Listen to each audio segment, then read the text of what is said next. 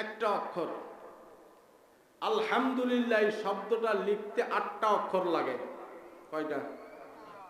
তো আপনারা যে আমার সাথে আলহামদুলিল্লাহ পড়লেন, তাহলে এই 8টা শব্দ 8টা অক্ষর উচ্চারণ করার সঙ্গে সঙ্গে 8 10 কত লাভ হলো না লস হলো? আরেকটা কথা বলি, আলহামদুলিল্লাহর আরেকটা কথা। আলহামদুলিল্লাহ এই শব্দটা লিখতে কয়টা অক্ষর লাগে? আর একটু জোরে বলেন। আরেকটা। 8টা। 8টা শব্দ আমার সাথে গণেন। আলিফ লাম হা মিম দাল লাম লাম হা। কয়টা হলো? 8টা। আল্লাহর হাবিব জনাবি মুহাম্মদুর রাসূলুল্লাহ সাল্লাল্লাহু আলাইহি ওয়াসাল্লাম ইরশাদ করেন, আল্লাহর খুশির জন্য যে ব্যক্তি আল্লাহর প্রশংসা করার লক্ষ্যে 8 অক্ষর বিশিষ্ট আলহামদুলিল্লাহ মুখে উচ্চারণ করবে, আল্লাহ রাব্বুল আলামিন তার উপরে খুশি হইয়া 8টা জান্নাতের দরওয়াজা খুলে দিবে। আরো জোরে বলেন সুবহানাল্লাহ। আরো জোরে বলেন সুবহানাল্লাহ। এই যে সুবহানাল্লাহ বললেন, এটার লাভ কি? সুবহানাহু তামলাউ মা বাইনাস সামাওয়াতি ওয়াল আরদ, সুবহানাহু তামলাউল মিজান।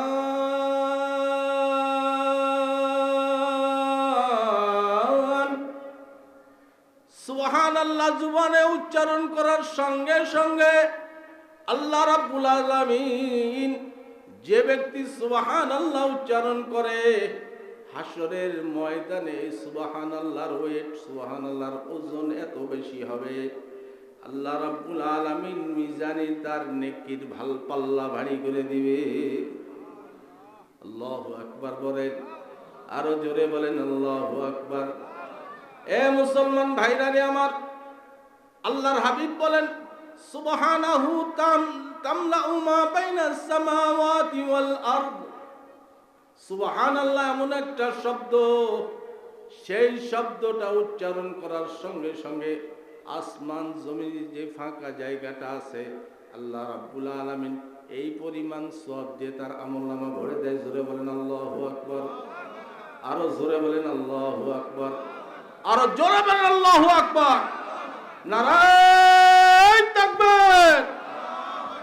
মাশাআল্লাহ, জাযাকাল্লাহ। আলহামদুলিল্লাহ উচ্চারণ করলে আল্লাহ রাব্বুল আলামিন 8টা জান্নাতের দরওয়াজা খুলে দেয়। এ মুসলমান ভাইয়ের আমার, হাদিস শরীফের মধ্যে আসছে, আউয়ালু মান ইউদআ ইলাল জান্নাতি ইয়াউমাল কিয়ামাতি আল্লাযীনা ইয়াহমাদুনাল্লাহ। আমার মুসলমান ভাইরা, কোরআন শরীফের একটা সূরা আনফাল থেকে আমি একটা আয়াত তেলাওয়াত করেছি। আল্লাহ রাব্বুল আলামিন তৌফিক দান করলে এই আয়াতের সংক্ষিপ্ত তাফসীর আপনাদের সামনে উপস্থাপন করে আমি বিদায় নিব। আজকের জলসার প্রধান আকর্ষণ ছোট ভাই হযরত মাওলানা হাফেজ শাহজালাল নেয়ামতপুরী, উনি আসতেছেন। কিছুক্ষণের মধ্যে উনি মঞ্চে চলে আসবেন। ওনার মুখমিশ্রিত বাণী আপনারা শুনতে পারবেন। আমি সংক্ষিপ্ত সময়, অল্প কিছু সময় আপনাদেরকে বিরক্ত করব। আমি তো আপনাদের সন্তান, ছোট্টবেলার থেকে এই বাড়িতে আমার জন্ম। আমি যেই বাড়িতে এখন অবস্থান করি, এটা আমার বাবার ভিটা। এই ভিটাতে আমার জন্ম, এই বাড়িতেই আমি বড় হয়েছি। আপনাদের সামনে আমি খেলাধুলা করেছি, আপনাদের সামনে আমি বড় হয়েছি। আল্লাহ রাব্বুল আলামিন কোন সময় দুনিয়ার থেকে কাকে কোন সময় নিয়ে যাবে। আমার একজন ভাই দুনিয়ার থেকে চলে গেছে, আপনারা চিনতেন, কারি নোমান। বাংলাদেশের মধ্যে দুইবার, পাকিস্তান আমলে আইয়ুব খানের আমলে দুইবার প্রথম স্থান অধিকার করেছিলেন সারা বাংলাদেশের মধ্যে তেলাওয়াতে। আমার এই ভাতিজা আলোচনা করে গেল, সেও কয়েকবার সারা বাংলাদেশের মধ্যে তেলাওয়াতে প্রথম স্থান অধিকার করেছে। আমার মুসলমান ভাইরা, কে কখন দুনিয়ার থেকে চলে যাবে কেউ বলতে পারে না। মাত্র 32 বছর বয়সে আমার ওই ভাই চলে গেছে দুনিয়াতে। আমি কতদিন থাকবো কেউ বলতে পারবো না। আমার আজরাইল কখন আসবে, আমার বড় ভাই আগে চলে যাবে না আমি আগে চলে যাব, আমার বাবা আগে চলে যাবে না আমি আগে চলে যাব, কেউ বলতে পারে? কেউ বলতে পারে না। এই জন্য আল কাইয়িসু মান, নবীজি সাল্লাল্লাহু আলাইহি ওয়াসাল্লামের হাদিস, আল কাইয়িসু মান দানা নাফসাহু ফি তাআতিল্লাহ ওয়া আমিলা লিমা বাদাল মাউত। আল্লাহর হাবিব ডাক দিয়ে বলেন, জ্ঞানী, ব্রেনি, বিবেকবান, বিচক্ষণ ওই সমস্ত মানুষ, যেই সমস্ত মানুষরা দুনিয়ায় চলার পথে তার নিজের নফসের তাবেদারি করে না, নিজের নফসকে দাবায়া আল্লাহ রাব্বুল আলামিনের হুকুমের ফরমাবরদারি করে, রাসূলুল্লাহ সাল্লাল্লাহু আলাইহি ওয়াসাল্লামের সুন্নাত মোতাবেক জীবন যাপন করে। মুসলমান ভাইরা রে আমার, আল্লাহর হাবিব ডাক দিয়ে বলেন, ওই সমস্ত ব্যক্তিরা হলো জ্ঞানী, ওই সমস্ত ব্যক্তিরা হলো বিবেকবান। আর নাদান আর বেকুফ ওই সমস্ত মানুষ যারা আজিজু মানিত্তাবা হাওয়া, যারা নিজের মন মোতাবেক জীবন যাপন করে, 5 ওয়াক্ত নামাজের ধার ধারে না, আল্লাহ পাকের হুকুম আহকামের ধার ধারে না, হারাম হালালের ধার ধারে না, সুদ ঘুষের ধার ধারে না। আমার বন্ধুরা, ওই সমস্ত মানুষ মন যা চাই তাই করে, যখন যা ইচ্ছা তাই করে, মন মোতাবেক চলে। এই সমস্ত ব্যক্তিদেরকে আল্লাহর হাবিব জনাবে মুহাম্মদুর রাসূলুল্লাহ সাল্লাল্লাহু আলাইহি ওয়াসাল্লাম নির্বোধ আর বেকুব বলেছেন। আমরা তো বেকুব হতে চাই না, নির্বোধ হতে চাই না, আমরা হতে চাই আল্লাহ রাব্বুল আলামিনের মাহবুব বান্দা, নবীজি সাল্লাল্লাহু আলাইহি ওয়াসাল্লামের খাঁটি উম্মত। কথা ঠিক না ঠিক? আমরা আমাদেরকে আজকের এই মাহফিলের মাধ্যমে নিজের জীবনটাকে শুধরাইয়া, নিজের জীবনটাকে সুন্দর করে আমলে জিন্দেগিতে নবীর তরিকা মোতাবেক, নিজের তরিকা নবীর সুন্নত মোতাবেক নিজের জীবনটাকে করাইয়া আল্লাহ রাব্বুল আলামিনের হুকুম আহকামগুলিকে নিজের জীবনের মধ্যে বাস্তবায়ন করে আল্লাহ রাব্বুল আলামিনের অফুরন্ত নিয়ামতের স্থান জান্নাতের পথযাত্রী হতে চাই। কথা ঠিক না ঠিক? আল্লাহ রাব্বুল আলামিন আমাদের সকলকে তার মাহবুব বান্দা হওয়ার জন্য তৌফিক দান করে। আমরা তো মুসলমান দাবি করি, আমরা তো ইমানদার দাবি করি।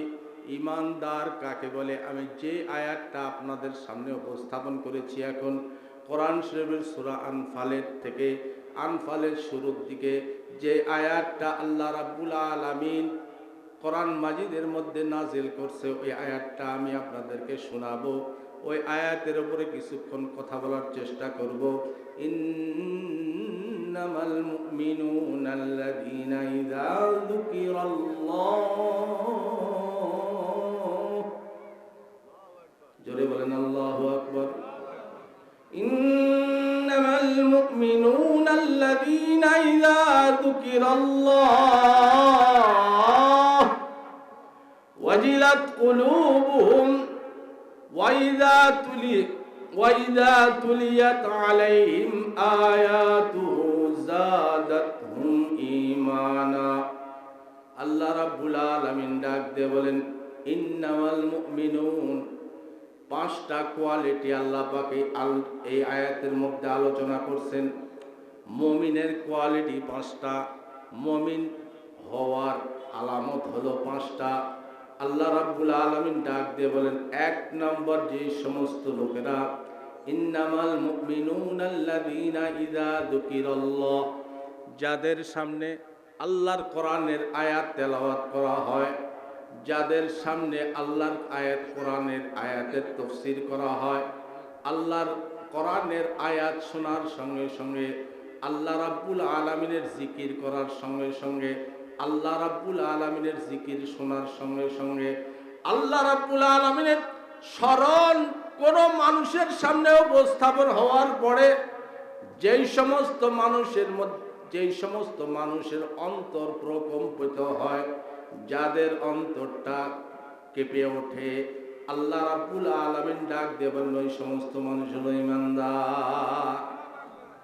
1 নম্বর কথা হলো, 1 নম্বর মুমিনের কোয়ালিটি হলো, মুমিন চিনার আলামত হলো আল্লাহ রাব্বুল আলামিনের স্মরণ হওয়ার সঙ্গে সঙ্গে যার অন্তরটা কাঁপে।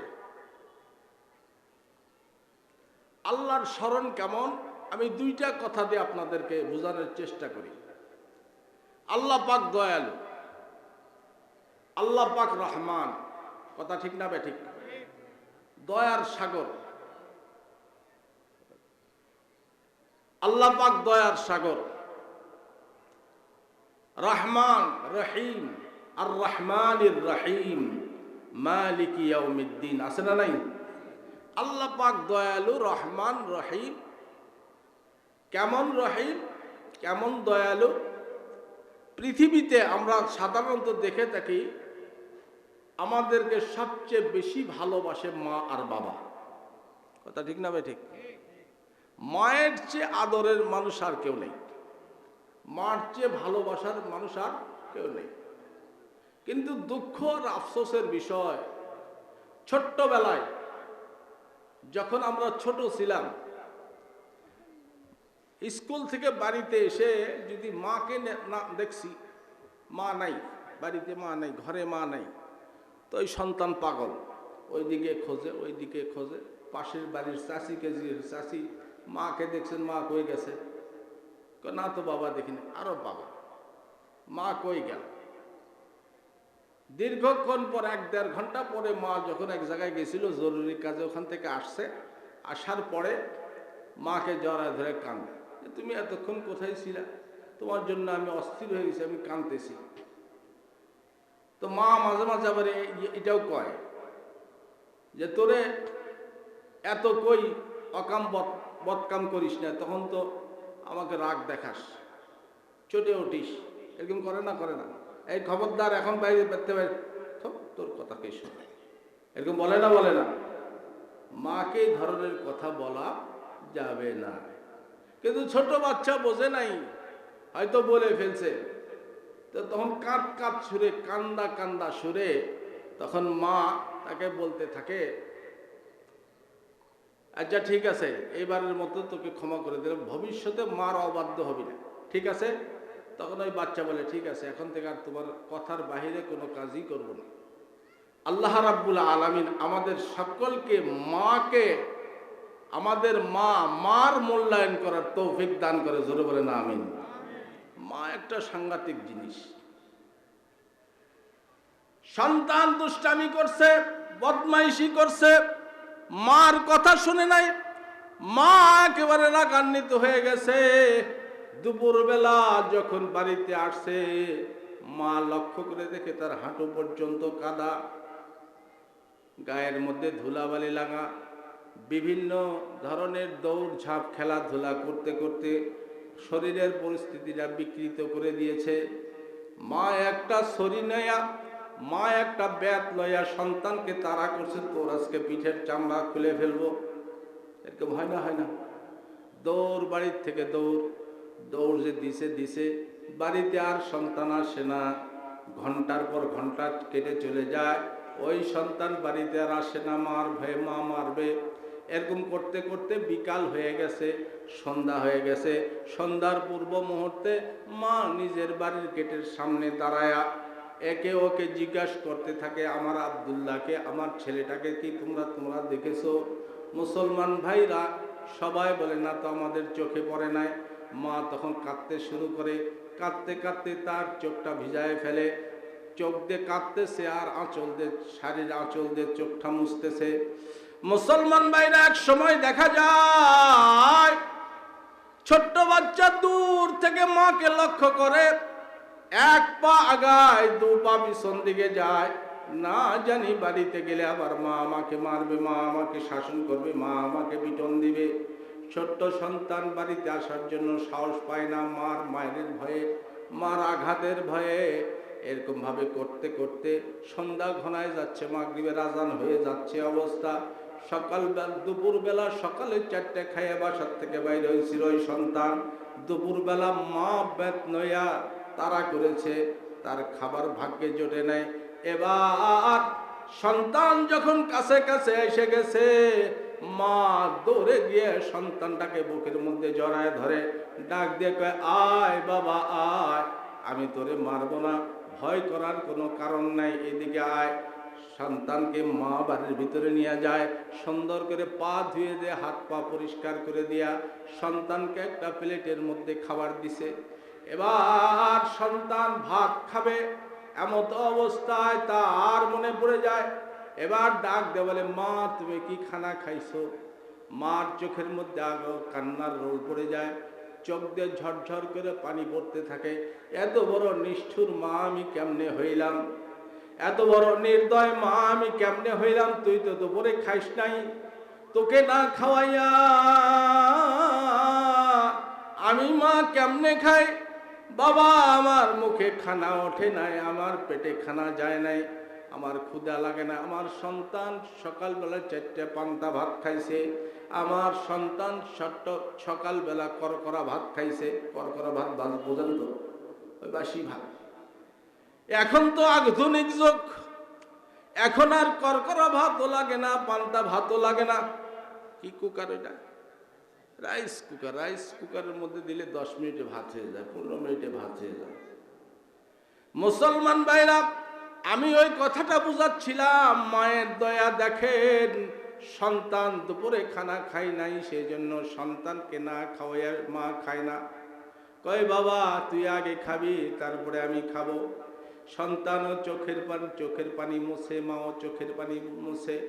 দেখেন কি পরিমাণের প্রেম আর ভালোবাসা সন্তানের মার জন্য। কথা ঠিক না বেঠিক? মাঝখান দিয়ে একটা কথা বলে নেই, এই সন্তান যখন আস্তে আস্তে বড় হয়ে যায়, সোনার মতো একটা রূপার মতো চেহারাওয়ালা একটা বউ পাওয়ার পরে, এই সন্তানের যখন 1-2টা সন্তান হতে থাকে, তখন ওই বউ আর সন্তানের দিকে তাকায়া মার দিকে ভ্রুক্ষেপ করে না, মার দিকে খেদমত করে না। মার জন্য তার কোনো টান থাকে না, টান সব বিবি আর সন্তানের উপর হয়ে যায়। আমাদের নিশিন্দারাই নাই এরকম। কথা ঠিক না ভাই? ঠিক, নিশিন্দারাই নাই। ঠিক কইছি, অন্য এলাকার কথা বলতেছি। তো যাই হোক, নিশিন্দারাই থাক আর না থাক, সর্বপ্রথম মার খেয়াল আমাকে করতে হবে। আল্লাহ রাব্বুল আলামিন ডাক দিয়ে বলছেন, ওয়াকাযা রাব্বুকা আল্লা তা'বুদু ইল্লা ইয়াহু ওয়া বিল ওয়ালিদাইনি ইহসানা। আল্লাহ রাব্বুল আলামিন তোমাদেরকে জন্য ফয়সালা করে দিছে, তোমাদের জন্য বরাদ্দ করে দিছে। আল্লাহ রাব্বুল আলামিনের ইবাদত আর বন্দেগী করবে, সঙ্গে সঙ্গে মা বাবার খেদমত তোমাদেরকে করতে হবে।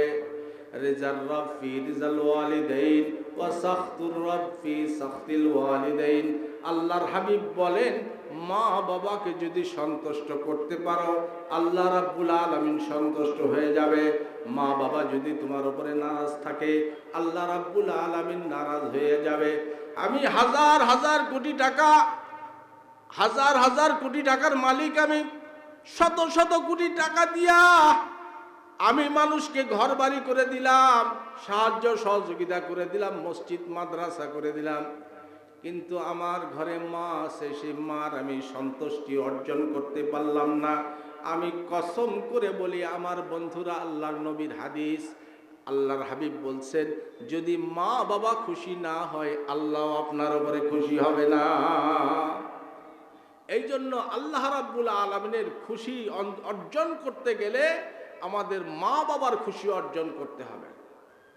তাহলে আমরা দেখলাম, পৃথিবীর মধ্যে সবচেয়ে দয়ালু, সবচেয়ে ভালোবাসার মানুষ হলো মা।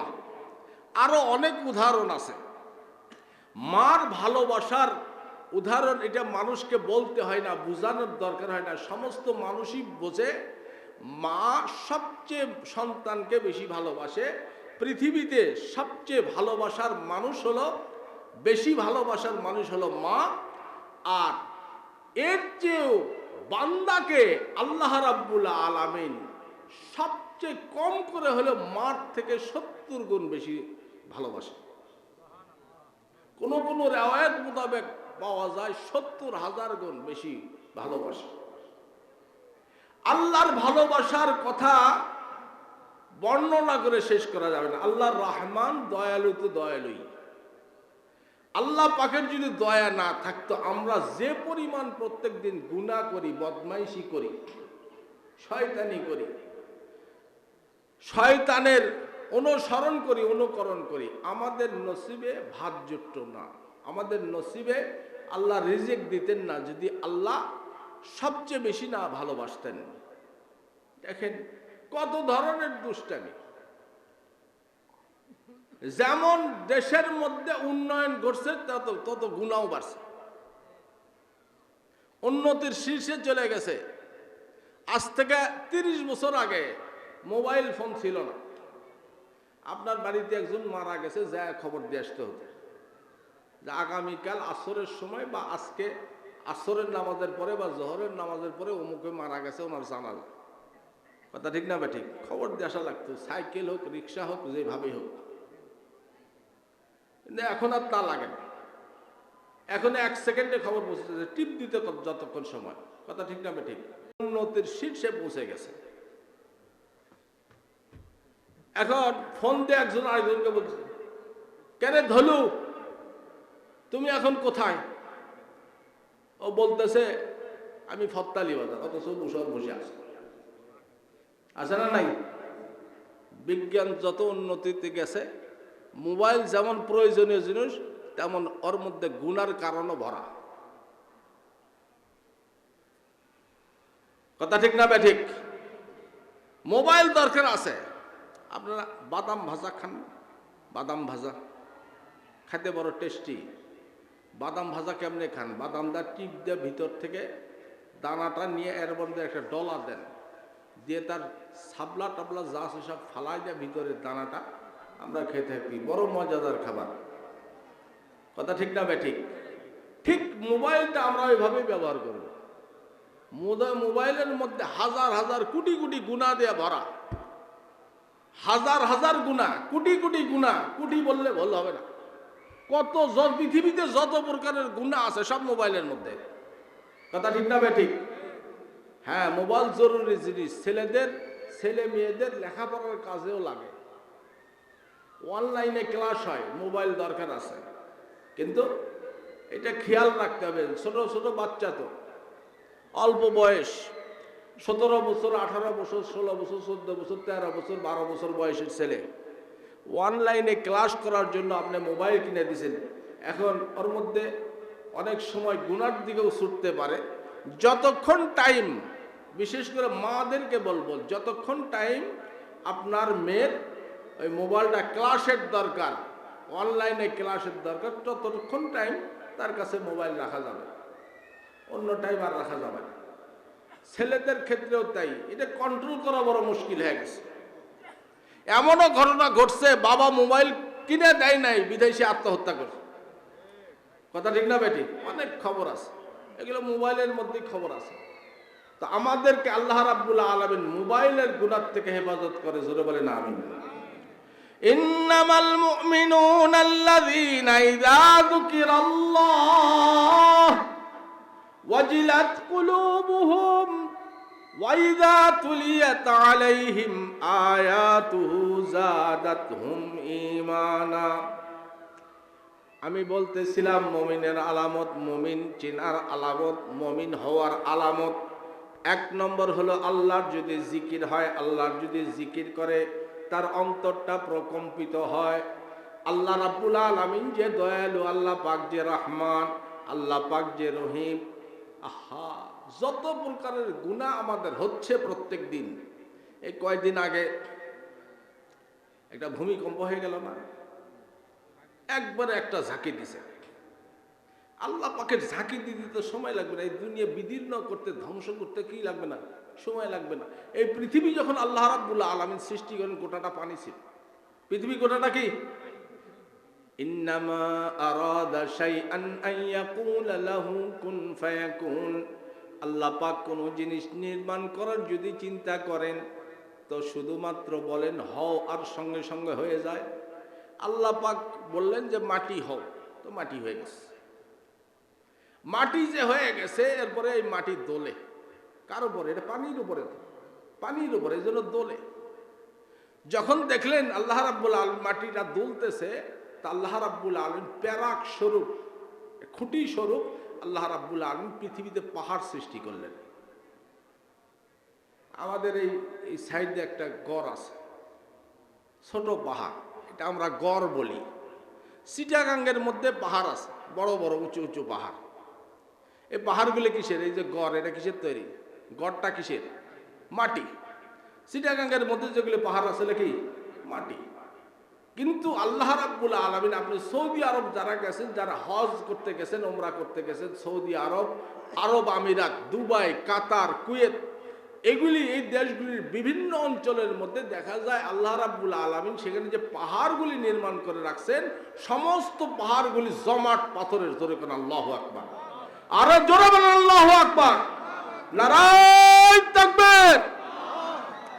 এ মুসলমান ভাইরা আমার, আল্লাহ রাব্বুল আলামিন জমিনকে স্থিতিশীল করার জন্য, নড়াচড়া যেন জমিন না করে, সেই জন্য আল্লাহ রাব্বুল আলামিন পাহাড় নির্মাণ করে দিয়েছেন, প্যারাক স্বরূপ প্যারাক মেরে দিয়েছেন। দুনিয়া আর নড়ে না, এত শক্তিশালী পাহাড় আমি আপনাদের সামনে উপস্থাপন করতে থাকি। আমার বন্ধুরা, আপনারা ওহদ পাহাড়ের নাম শুনছেন? নাম শুনছেন না? ওহদ পাহাড়। ওহদ পাহাড়টা কত বড় আমি আপনাদেরকে একটু স্যাম্পল বলি। এইদিকে প্রশস্ত, ওষার প্রশস্ত, আমার কাছে মনে হয়েছে এখান থেকে ওই যে ধন্দা সাঁকো আছে না, এতটুকু হবে। এটা হলো ওষার, প্রশস্ত। উঁচা কমপক্ষে 4000 ফুট, কেউ কয় 4000 ফুট, কেউ কয় 7000 ফুট। আমি 4000 ফুটই ধরলাম। 4000 ফুট এটা কি হাতে পাওয়া যাবে? হাতে পাওয়া যাবে। তায়েফ শহরে আমি গেছি। তায়েফ শহরটা গোটাটা পাহাড়ের ওপর। তো তায়েফ শহরের উপর থেকে তাকাইলে নিচে দেখা যায় না, কিছু বোঝা যায় না। কিছু সামান্য কিছু নিচে আসলে তখন বোঝা যায় যে গাড়িগুলো, কার গাড়ি, বাস গাড়িগুলো যে চলতেছে, মনে হচ্ছে বকরির পাল যাইতেছে। 4000 ফুট। তাহলে ওহদ পাহাড়টা যদি 4000 ফুট হয় তাহলে কত উঁচু? আমি পাথরের পরিমাণ বোঝানোর চেষ্টা করতেছি। আর লম্বায় কতটুকু? আমি 10 সালে আমার এক হাজী সাহেব আমাকে বলছে, হুজুর আমার একটা জিনিস কিনতে হবে। এটা আমি একজন বাঙালিকে জিজ্ঞেস করলাম এই জিনিসটা কোথায় পাওয়া যাবে। তো উনি একটা ঠিকানা দিলেন, ওই ঠিকানা মোতাবেক গেলাম। যাওয়ার পরে দেখি ওখানেও একটা পাহাড়। কতটুকু আসছি? আমার কাছে মনে হলো 14, 15, 16 কিলো এরকম রাস্তা। তা আমি ওখানে জিজ্ঞাসা করলাম যে ভাই এই পাহাড়টা কি, এই পাহাড়ের নাম কি? এটা তো ওহদ পাহাড়। তাহলে মদিনা শরীফের থেকে আমি 14-15 কিলো দূরে গেছি, এই পর্যন্ত লম্বা। এটা একটা আনুমানিক ধারণা, বেশিও হতে পারে, কমও হতে পারে। আর প্রশস্ত বললাম কি এতটুকু। এই পরিমাণ পাহাড়, তার ওজন কত হবে? হাজার হাজার টন হবে না? হিসেব করা বড় মুশকিল। মুসলমান ভাইরা রে আমার, এত বড় উঁচু পাহাড়, এত মজবুত পাহাড়, এত লম্বা পাহাড়, আল্লাহ রাব্বুল আলামিন একজন ফেরেশতা নির্ধারণ করে রাখছেন, ইসরাফিল। নাম শুনছেন? ইসরাফিল। এই লোকটার কাম কি? এই ফেরেশতার কাম কি? এই ফেরেশতার কাম হলো সিংহা নিয়ে বসে আছে। আল্লাহ রাব্বুল আলামিন হুকুম দেওয়ার সঙ্গে সঙ্গে সে একটা সিংহায় ফুঁক দিবে। ফুঁক দেওয়ার সঙ্গে সঙ্গে পাহাড়গুলি তুলার মতো উঠতে থাকবে। জোরে কোন সুবহানাল্লাহ। আল্লাহ রাব্বুল আলামিন, আমি সুবহানাল্লাহ বলতে বললাম এই জন্য যে আল্লাহ রাব্বুল আলামিন একটা ফেরেশতা নির্ধারণ করে রাখছেন, সেই ফেরেশতার ফুঁকের শক্তি কেমন, পাহাড়গুলি তুলার মতো উঠতে থাকবে। আপনার হাজার হাজার ফুট উঁচা বিল্ডিং, 10 তলা, 15 তলা, 100 তলা।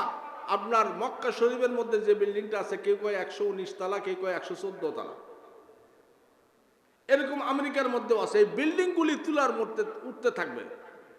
আল্লাহ পাক কোরআনে বলেন, ওয়াতাকুনুল জিবালু কালইহনিল মানফুশ আল কারিয়াতু মাল কারিয়া ওয়ামা আদরাকা মাল কারিয়া ইয়াওমা ইয়াকুনুন নাসু কাল ফারাশিল মাবথুস ওয়াতাকুনুল জিবালু কালইহনিল মানফুশ। আমার ভাইরা, আমরা আগে দেখতাম শীতকালের মধ্যে কিছু মানুষ বাড়ির সামনে দিয়ে ঘুরতো, ঘাড়ের মধ্যে একটা ধনুক নিয়া। এদের কাজ হলো ল্যাব বানানো, কাঁথা ল্যাব বানানো, তোষক বানানো। তোষক বানানোর জন্য, ল্যাব বানানোর জন্য তুলাগুলিকে একত্রিত করে আগে তুলার মধ্যে বাড়ি দেয়, কি কথা ঠিক? তারপরে ওই ধনুকদেরকে ধুনতে থাকে, ধোনার সঙ্গে সঙ্গে তুলাগুলি উঠতে থাকে। আল্লাহ রাব্বুল আলামিন ডাক দিয়ে বলেন, হাসরের ময়দান যেদিন কায়েম হয়ে যাবে, ইসরাফিল যেদিন সিংহার মধ্যে ফুঁক দিতে থাকবে, সেই দিন পাহাড়গুলি ওইরকম ধ্বনিত তুনার মতো উঠতে থাকবে। জোরে বলেন আল্লাহু আকবার। আল্লাহ রাব্বুল আলামিন কত ক্ষমতার মালিক, কত শক্তিধর। একবার একটা ধাক্কা দেওয়ার সঙ্গে সঙ্গে দুনিয়ার সমস্ত দুনিয়া নড়ে উঠছে। বিল্ডিং এর মালিকগুলি চিন্তা করতেছে বিল্ডিং থেকে লাভ দিব না কি করব, নামতে নামতেই তো শেষ। এরকম অবস্থা হয় কিনা ভূমিকম্প হলে? দোকানের থেকে বাইরে হয়ে মানুষ দৌড় দেয়, ঘরের থেকে আঙ্গিনার মধ্যে আসে, না জানি ছাদ ভেঙে মাথার উপর পড়ে। আল্লাহ রাব্বুল আলামিন কত দয়ালু দেখেন। আল্লাহ পাক রহমান, প্রত্যেক দিন আমরা হাজার হাজার শত শত নিঃশ্বাসে নিঃশ্বাসে গুনাহ করতেছি। গুনাহ যদি আমরা হিসাব করতে থাকি, আমাদের গুনার হিসাব করে শেষ করতে পারবো না, কথা ঠিক না ঠিক? আল্লাহ রাব্বুল আলামিন দয়ালু, তাও আমাদেরকে মারে না, আমাদের নিঃশ্বাস এখন পর্যন্ত জারি রাখছেন। এই যে শ্বাস প্রশ্বাস বাতাস আমরা নেই আর ছেড়ে দেই, এটা যদি কিছুক্ষণের জন্য আমার আল্লাহ পাক বন্ধ করে দেয়, উপায় আছে? 1 মিনিটের জন্য বন্ধ করে দিছে, 2 মিনিটের জন্য বন্ধ করে দিচ্ছে, শেষ। তাহলে নামাজ গড়, কথা ঠিক না ঠিক? আমার মুসলমান ভাই, আল্লাহ রাব্বুল আলামিন কত বড় দয়ালু, এই জিনিসটা জানার পরে আল্লাহ পাক রহমান, আল্লাহ পাকের জিকির করতেছেন। আর রহমান আল্লামাল কুরআন খলাকাল ইনসান বিসমিল্লাহির রহমানির রহিম। সূরা ফাতিহা আমরা পড়ি প্রত্যেকদিন, আলহামদুলিল্লাহি রাব্বিল আলামিন আর রহমানির রহিম। আল্লাহ দয়ালু মেহেরবান, এই কথাটা আমরা বলতেছি, এটা বলার সময়, এটা শোনার সময় আমার অন্তরের মধ্যে কম্পন যদি হয়, আল্লাহ হায়, আমার আল্লাহ দয়ালু, আমাকে দয়া করে বাঁচায় রাখছে, এর ভিতরে যদি একটা ধাক্কা লাগে তাহলে আমি ইমানদার। আরেকটা হলো আল্লাহ রাব্বুল আলামিন কাহার। আল্লাহ পাক যেরকম দয়ালু, আল্লাহ পাক আবার সেরকম ভাবে ধরবে। আমি যদি নাফরমানি করতে করতে আমার আমল নামার মধ্যে শুধুমাত্র গুনাহ আর গুনাহ, হাসরের ময়দানে আমার গুনার পাল্লা যদি ভারী হয়ে যায়, আল্লাহ রাব্বুল আলামিন আমাকে ধরে ফেলবে। আল্লাহর নাম হলো কহার, আল্লাহর নাম হলো জব্বার। এই আল্লাহর নাম জব্বার, আল্লাহ পাক আমাকে ধরবে। আমি যদি নাকাম হয়ে যায়, আমি যদি আল্লাহর দরবারে উঠি, পাখিগুলি কিছু কিছু সময় এমন আসে, তারা বাসার মধ্যে ডিম দেয়। ডিম দেওয়ার পরে সে বাসার উপরে তারা তাপ দেয় 21 দিন 1 মাস দেওয়ার পরে বাচ্চা ফোটে, কথা ঠিক না ঠিক? আল্লাহ রাব্বুল আলামিন পৃথিবীতে এমনও পাখি সৃষ্টি করছে, এগুলিকে ডিমের উপরে পাখির কোনো তা দেওয়া লাগে না, তাদের কোনো বাসাও লাগে না। তারা ওই হাওয়ার মধ্যে উঠতে উঠতে ডিম ছাড়ে, আর ওই ডিমটা আপনার হাত থেকে যদি একটা ডিম পড়ে যায় কি হবে? শেষ, ওটার অস্তিত্ব নেই। আমার বন্ধুরা, আল্লাহ রাব্বুল আলামিন কিছু পাখি এমন বানায় রাখছে, পাখিগুলি উঠতে উঠতে ডিম দেয়। ওড়ার পরে ওই যখন ডিমটা ছেড়ে দিল, তার পেট থেকে যখন ডিমটা বাহির হলো, জমিনে মাটিতে পড়ার আগেই ওই ডিমটা বাচ্চা ফুটে যায়। বাচ্চা ফোটার সঙ্গে সঙ্গে আমার আপনার বাড়িতে, আমার আপনার গাছের মধ্যে যে পাখিগুলি ডিম দেয়, ডিম দেওয়ার পরে ওই বাচ্চা ফোটার পরে ওই পাখিগুলি কি উঠতে পারে?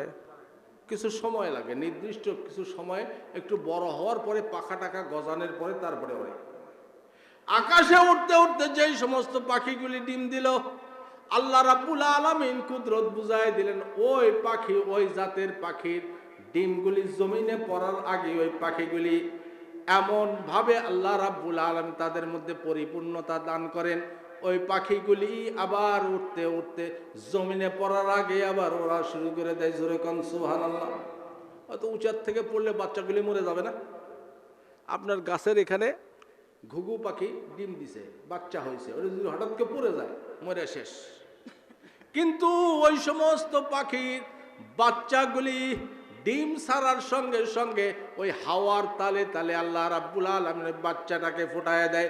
শুধু বাচ্চাটাকে ফুটানো নয়, বাচ্চাকে উড়ানোর মতো ক্ষমতা দিয়ে আল্লাহ পাক উড়ানোর ব্যবস্থা করে দেয়। জোরে কান সুবহানাল্লাহ, নারায়ে তাকবীর। মুসলমান ভাইরা আমার, ওয়াইদা তুলিয়াত আলাইহিম আয়াতুহু, আল্লাহ রাব্বুল আলামিনের এই সমস্ত নিদর্শন দেখার পরে, জানার পরে যেই সমস্ত মানুষের ঈমান আরো বেড়ে যায়, আল্লাহ রাব্বুল আলামিন ডাক দিয়ে বলেন তারা হলো ঈমানদার। এই আয়াতের অর্থ আমি দুইটা বলছি, আর একটা হলো কোরআন শরীফের তেলাওয়াত। এই যে ছেলেটা কিছুক্ষণ আগে তেলাওয়াত করে গেল, ছোট্ট ছেলে, চমৎকার না? চমৎকার তেলাওয়াত করছে। তারপরে আমার ভাতিজা বয়ানের আগ দিয়ে যে তেলাওয়াত করছে, ভালো লাগছে না? আল্লাহর অশেষ মেহেরবানি, এই ছেলে আমার এই ভাতিজা সারা বাংলাদেশের মধ্যে ফার্স্ট হয়েছে তেলাওয়াতে। আল্লাহ পাক তার গলার জবান আরো মজবুত করে দেয়, আরো সুন্দর কণ্ঠের অধিকারী বানা দেয়। জোরে বলে না আমিন। আমাদের এলাকার সম্পদ। আমার মুসলমান ভাইরা, আল্লাহ পাকের কোরআন শরীফের তেলাওয়াত শোনার সঙ্গে সঙ্গে যে সমস্ত মানুষের ঈমান বাড়তে থাকে, আল্লাহ রাব্বুল আলামিন ডাক দিয়ে বলেন ওই সমস্ত মানুষেরা হলো পরিপূর্ণ ঈমানদার। জোরে কোন সুবহানাল্লাহ। ওয়া আলা রাব্বিহিম ইয়াতাওয়াক্কালুন।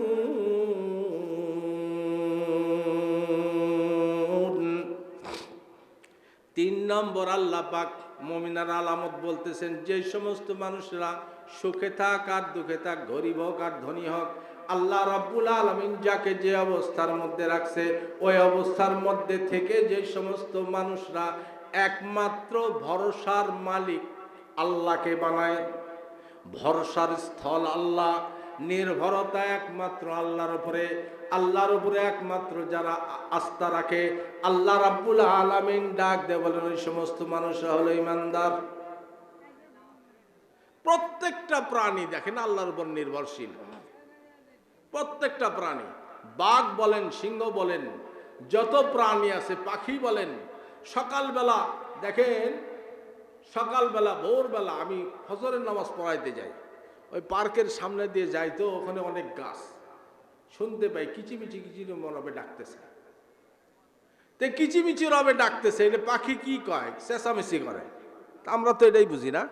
কোরআন কি বলে দেখেন, আলাম তারা আন্নাল্লাহা ইউসাব্বিহু লাহু মান ফিস সামাওয়াতি ওয়াল আরদ। হে আমার বান্দারা, তোমরা কি দেখো না? হে আমার নবী, আপনি কি দেখেন না? আলাম তারা আন্নাল্লাহ, আলাম তারা আন্নাল্লাহা ইউসাব্বিহু লাহু মান ফিস সামাওয়াতি ওয়াল আরদ। নভমণ্ডলে আর ভূমণ্ডলে, আসমানে আর জমিনে যা কিছু আছে, সব কিছু আমি আল্লাহর তাসবিহ তেলাওয়াত করতেছে। জোরে বলেন সুবহানাল্লাহ। সব আসমানও জিকির করে, আসমানও তাসবিহ পড়ে, মাটিও তাসবিহ পড়ে, গাছও তাসবিহ পড়ে, প্রত্যেকটা প্রাণী তার নিজ নিজ ভাষায় তাসবিহ পড়ে। মসজিদে যখন আজান হয়, আপনারা খেয়াল করছেন কিনা? আমি খেয়াল করছি বেশ। মসজিদে যখন আজান হয়, মুয়াজ্জিন যখন আজান দিছে, আল্লাহু আকবার, আল্লাহু আকবার, দেখবেন কিছু সংখ্যক কুকুর উপরের দিকে মুখ তুলে চিৎকার করতে থাকে। অনেক মানুষকে কুত্তা ভোগার টাইম পাইল না আজানের টাইম। ভাই না, ওই মুয়াজ্জিন যে শব্দগুলি বলতেছে, কুকুর তার ভাষায় আল্লাহ রাব্বুল আলামিনের তাসবিহ তেলাওয়াত শুরু করে দিয়েছে। আজানের সময় কুকুর ভোগে না, মুয়াজ্জিন যেটা কয় সেটাই কয়। কিন্তু আমরা বুঝি না, আমাদের সেই কান নাই, আমাদের সেই দিল নেই। আলাম তারা আন্নাল্লাহা ইউসাব্বিহু লাহু মান ফিস সামাওয়াতি ওয়াল আরদ ওয়াত তায়রু সাফাত। গাছের মধ্যে সন্ধ্যার পূর্ব মুহূর্তে, আমার বন্ধুরা, আপনার বাড়ির সামনে একটা গাছ আছে, আম গাছ, ওই গাছের মধ্যে কিছু বাবুই পাখি, চড়ুই পাখি কিচিরমিচির রবে ডাকতেছে। আমার আল্লাহ রাব্বুল আলামিন ডাক দিয়ে বলেন ওরা কিচিরমিচির রবে ডাকে না, আমি আল্লাহর তাসবিহ তেলাওয়াত করে। জোরে কোন সুবহানাল্লাহ। কোন কোন পাখি দেখবেন আমি ফজরের আগে যাওয়ার টাইমে দেখছি অনেক সময় বক, এই পুকুরের মধ্যে বক থাকে, বক কোঁত কোঁত করে ওর ভাষায় যে আওয়াজ ডাকতে থাকে, ওটা ওর ভাষায় ডাকে না, এটা আল্লাহর জিকির করে। এটা আমার কথা না, কোরআনের কথা। তয়রু সাফাত, আল্লাহ পাকের জিকির করে। পৃথিবীতে যা কিছু আছে সব আল্লাহ পাকের তাসবিহ পড়ে, জোরে কোন সুবহানাল্লাহ। এমন মুসলমান আমি, শীত এসে গেল, এক বক্তা আজকের এই ওয়াজ মাহফিলে এখানে বসে বলে গেছে, আমাদের অবস্থা এমন, গরমের দিন রাত্রে কারেন্ট থাকে না, ফজরের আজান হয়ে গেছে, আমরা উঠতে চাই না, সারা রাত ঘুম হয় না, আজকে কাজ আপুরে নেমনি। কিন্তু ওই পাখির ডিউটি বন্ধ নাই, ওই পাখি কিচিরমিচির রবে সুবে সাদিকের সময় ডাকতেছে। আপনি লক্ষ্য করে দেখেন, আজানের আধা ঘন্টা পূর্বে আপনার বাড়ির ঘরের মধ্যে একটা মোরগ আছে, কুকুরুক বলে ডাক দিছে। এ ভাই, কুকুরু বলে ডাক দেয় না, আপনার ফজরের আজানের জন্য সে ডাকতে, ফজরের নামাজের জন্য সে ডাকতেছে, জোরে কোন সুবহানাল্লাহ। লা তাসুবুদ্দিক, আল্লাহর হাবিব বলেন, তোমরা মোরগকে কোনো সময় গালি দিবা না। অনেক সময় মোরগ বিরক্ত করে, মেয়ে মানুষদের কাজের মধ্যে ডিস্টার্ব করে। আপনি ধান লাগিয়ে দিছেন জমিনের মধ্যে, আগে এরকম দেখা যায় তো, জমিনের মধ্যে একটা নির্দিষ্ট মোতাগুলি চেষে ফেলে দিয়ে লেপিয়ে সুন্দর করে পরিষ্কার করে ওখানে ধান লাগতো। কথা ঠিক না ঠিক? আমাদের এখানেই ছিল এরকম। ধান লাগিয়ে দিছেন, অনেক কবুতর এসে বসছে, তারপরে মোরগ এসে ওখানে ডিস্টার্ব করতেছে। মোরগকে গালি দিচ্ছেন না, মোরগকে গালি দেওয়া যাবে না। আল্লাহ রসুল বলছেন, লা তাসুবুদ্দিক ফাইন্নাহু ইউকিজুলিস সালাত, মোরগকে তোমরা গালি দিও না, সে তোমার ফজরের নামাজের জন্য তোমাকে জাগ্রত করে দেয়। জোরে কন্না সুবহানাল্লাহ। আমার বন্ধুরা, ওয়ালা রাব্বিহিম ইয়াতাওয়াক্কালুন, প্রত্যেকটা প্রাণী নির্ভরশীল আল্লাহর উপরে। আমি নির্ভরশীল হয়ে গেলাম ঘুষের টাকার উপরে। কথা ঠিক না? প্রত্যেকটা প্রাণীকে যদি আল্লাহ পাক রিজিক দিতে পারে, তাহলে আমাকে রিজিক দিতে পারে না? পারে না? আমাকেও আল্লাহ রাব্বুল আলামিন রিজিক দিতে পারে। মুসলমান ভাইরা আমার, সকল অবস্থায় আমাদেরকে পৃথিবীর কোনো গুনার দিকে নয়, পৃথিবীর কোনো অপকর্মের দিকে নয়, একমাত্র আল্লাহ রাব্বুল আলামিনের উপর নির্ভরশীল হতে হবে। কার উপরে? আল্লাহর উপরে। ওয়ালা রাব্বিহিম ইয়াতাওয়াক্কালুন, সর্ব অবস্থারা আল্লাহর উপরে তাওয়াক্কুল করব, ভরসা করব। আল্লাহ রাব্বুল আলামিন আমাদেরকে মুমিন বান্দা হওয়ার তৌফিক দান করে, জোরে বলেন আমিন। 3 নম্বর চলে গেল। 4 নম্বর, আল্লাযীনা ইউকিমুনাস সালাতা ওয়া মিম্মা রাযাকনাহুম ইউনফিকুন।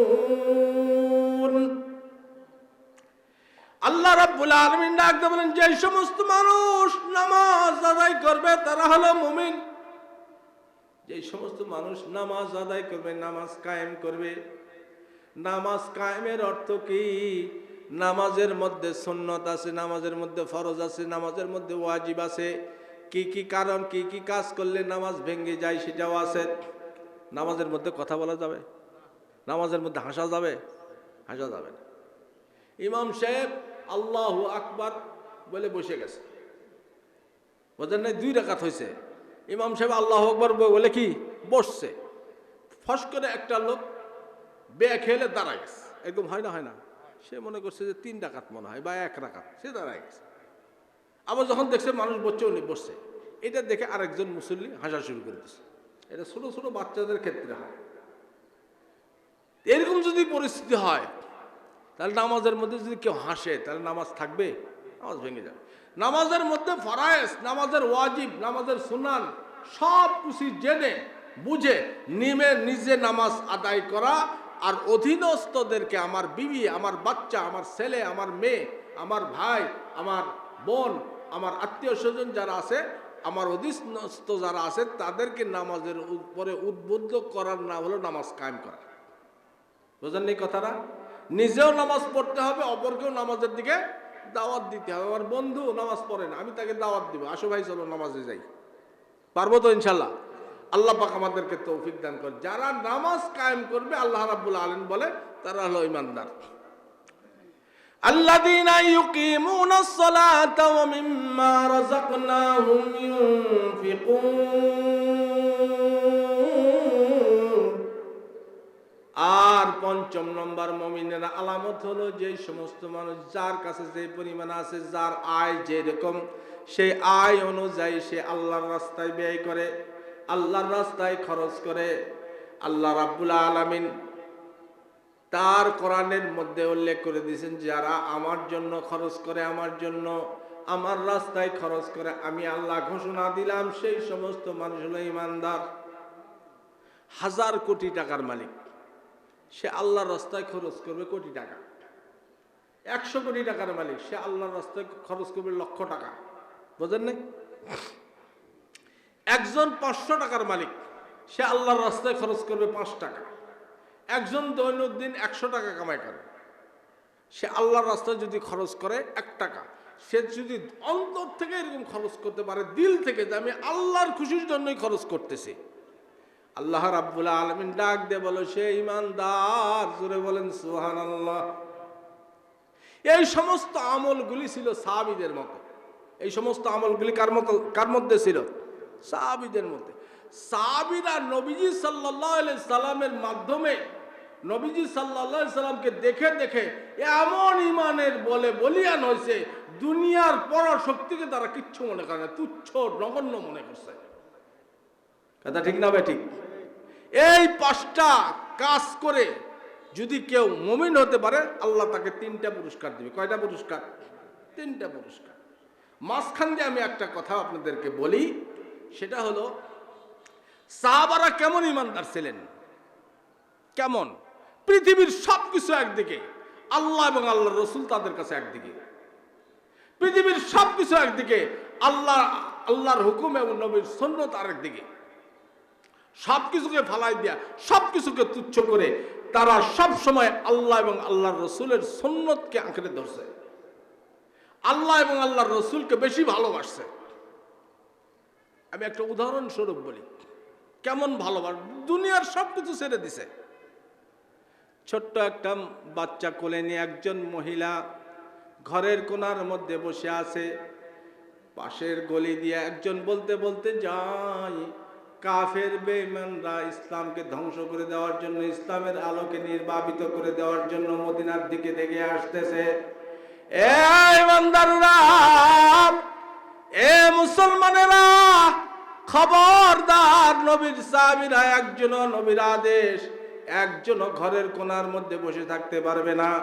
এই মুহূর্তে তোমরা চলে আসো, এই মুহূর্তে বেরিয়ে আসো, যার কাছে যা আছে তাই নিয়ে নবীর দরবারে উপস্থিত হয়ে যাও, কাফেরদের মোকাবেলা করতে হবে। এই কথা একজন মহিলার কর্ণকুহরে ঢোকার সঙ্গে সঙ্গে দুধের বাচ্চাকে কোলে নিয়ে, ছোট্ট একটা বাচ্চাকে কোলে নিয়ে বসে আছে, তার চোখ দিয়ে অঝরে পানি পড়তেছে। আহা, ছোট্ট বাচ্চা মাকে কত ভালোবাসে, মাকে কত আদর করে, মাকে কত মহব্বত করে আপনারা জানেন। ছোট্ট বাচ্চা মার কোলে বসে মার কান্না বরদাস্ত করতে পারে না। মার ওড়নার আঁচল দিয়া মায়ের চক্ষুটা মুছে দেয় আর ডাক দে বলে, মা গো, ও মা, তুমি কি জন্য কাঁদো? তোমার চোখে পানি কেন? আমি সন্তানকে বলো, মা, আমি তোমার জীবনের সমস্ত দুঃখ আর বেদনা সব মোচন করে দিব। এরকম বলে না? বলে না? এই কথা, এই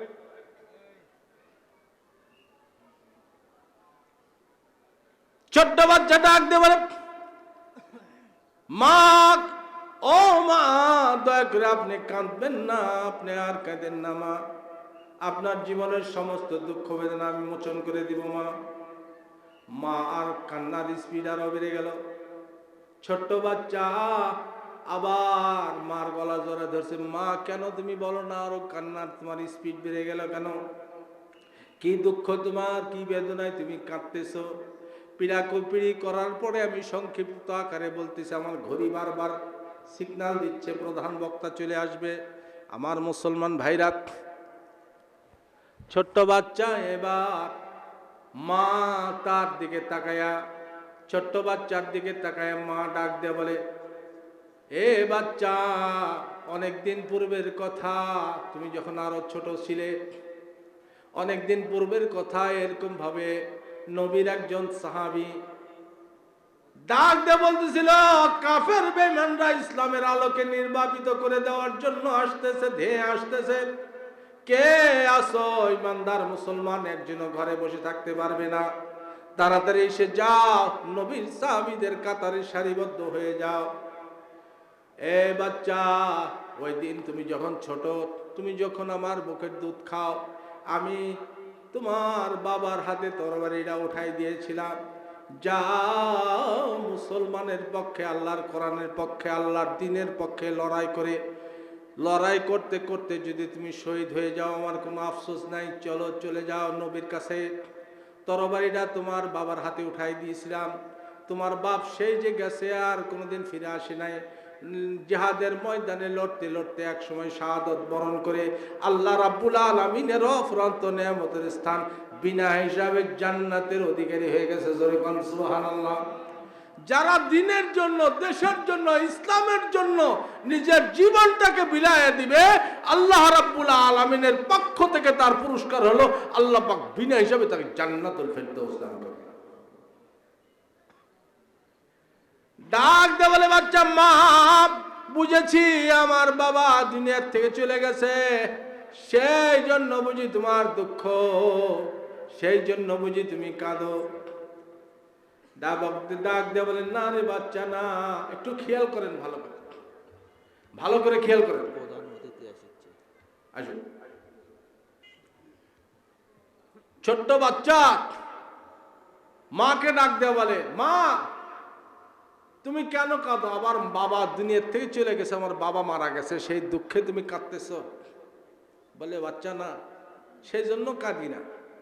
তোমার বাবা দুনিয়ার থেকে চলে গেছে, আমি তো আল্লাহ রাব্বুল আলামিনের দরবারে একজন গর্বিত মহিলা, আমি হাসরের কঠিন ময়দানে আল্লাহর আদালতে গর্ব করতে থাকবো, আমি একজন শহীদের স্ত্রী।